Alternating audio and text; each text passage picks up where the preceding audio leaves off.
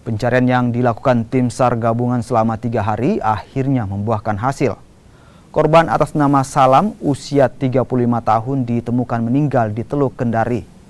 Korban ditemukan sekitar 100 meter arah timur dari lokasi awal korban dilaporkan tenggelam. Kepala Kantor Pencarian dan Pertolongan Kendari menyebutkan korban bersama 2 rekannya memancing ikan di Teluk Kendari pada Minggu siang. Saat memancing, perahu yang ditumpangi korban dihantam gelombang tinggi hingga terbalik. 2 rekan korban berhasil selamat, sementara korban dinyatakan hilang. Jasad korban selanjutnya diserahkan ke pihak keluarga untuk dikebumikan.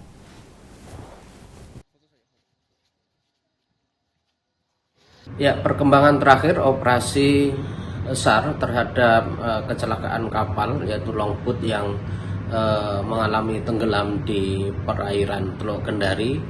Alhamdulillah pada pukul 14.26 waktu Indonesia Tengah, korban berhasil diketemukan oleh tim SAR gabungan dalam kondisi meninggal dunia.